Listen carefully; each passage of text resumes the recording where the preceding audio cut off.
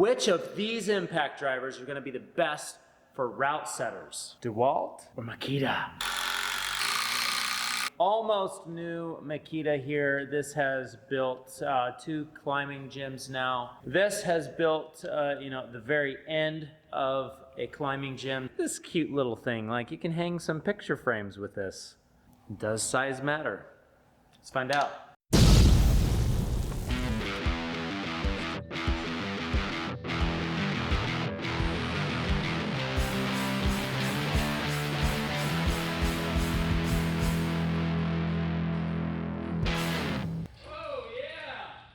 I know I don't have to tell you guys that batteries matter. They make a huge difference. But I'm going to test these not with equal batteries, but with batteries that came with the impact driver. So they are both fresh off of the charger. The Makita one is a 3 amp hour, 18 volt battery. This is their older batteries. The weight difference between these 2 batteries is substantial, especially when you're climbing around on a rope, setting routes, or climbing around on steel frames, putting in screws while you're building a climbing gym.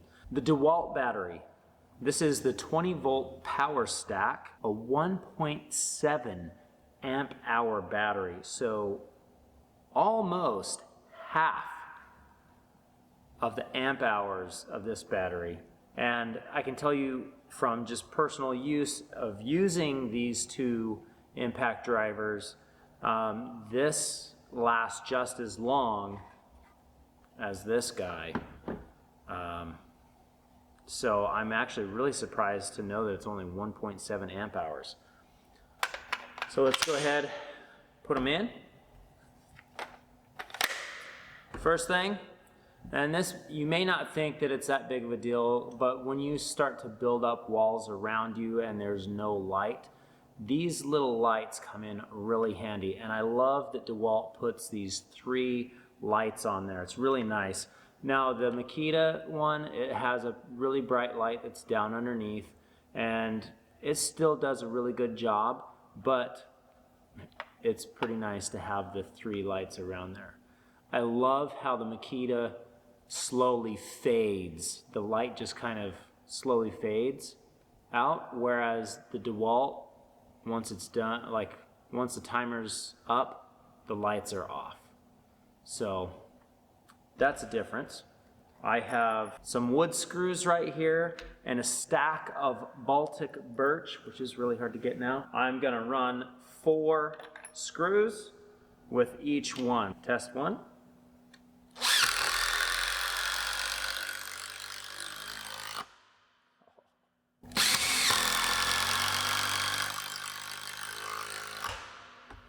Oh yeah. I love how this hits. Feels really comfortable.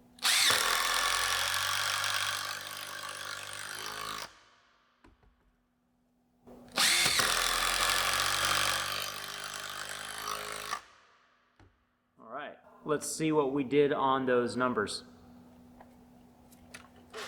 Dewalt, this is so much lighter in the hand, and I know that it's all about the battery down here, but man, this is so much lighter.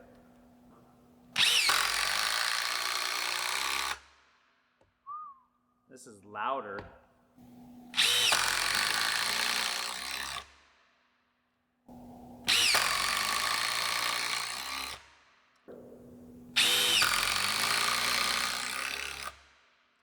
So that one didn't bite quite as fast. I had a couple of screws over here that didn't bite as fast. That could be how it spins. So I know that this one spins at a little faster RPM. This is a 3,800 RPM. On paper, this one dominates. Let's unscrew them. Why not?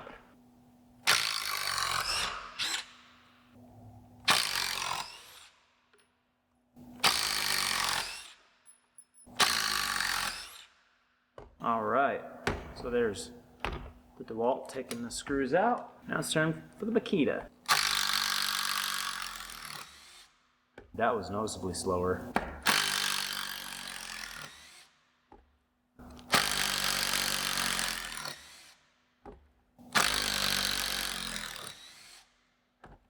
All right, so there's the screw test. Screwing is very important. Now, if you're watching this video and you're saying, I don't need to screw, you're wrong. You need to screw. As a route setter, you need to screw. It's not just putting holds on. Now, as a builder, it's massive because let's say I put in 1,000 screws a day, which is not very many. I probably put in way more than that when we're doing the paneling.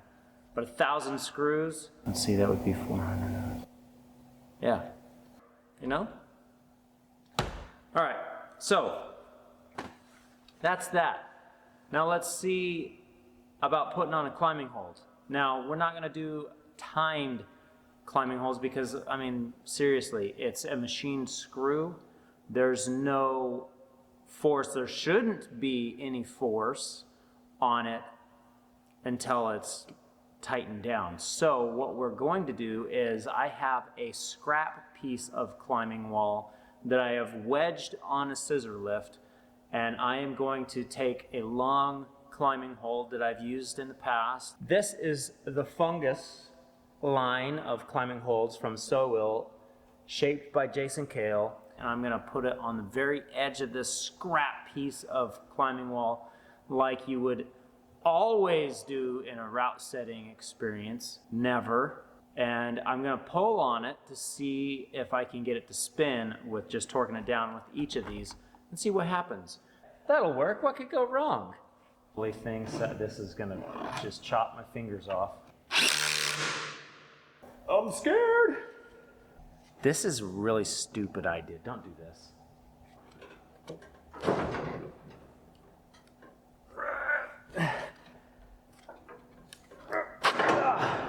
Okay, I got her to spin, but that was quite a bit of pressure. Okay, and that was on max 3. I got it to spin, but man, there was a lot of pressure there. Extension on here. This is from Escape Climbing. Love these extensions. They've been back ordered for a long time, so if you see them, get them. Why am I doing this again? Oh my goodness.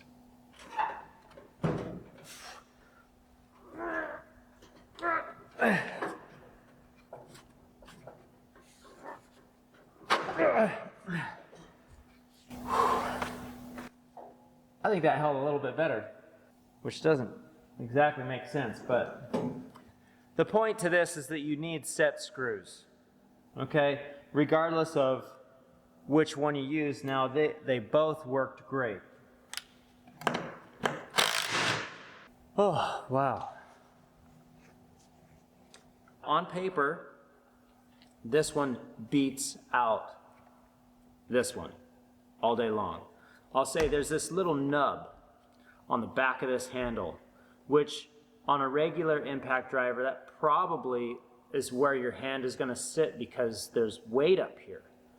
But as there's nothing up here, your hand kind of slides up the handle a little bit, or at least mine does, and it pushes on this. It's uncomfortable. I wish that Dewalt would have kind of smoothed that out maybe, or even made it, you know, we don't want to make it longer because the whole idea is getting this into tight spots, which is amazing.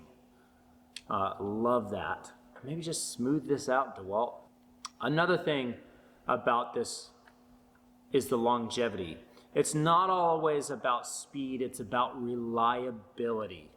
Now, this impact driver, I've noticed as I was building the climbing wall, sometimes would short out, and it's in the battery or the connection of the battery, I believe.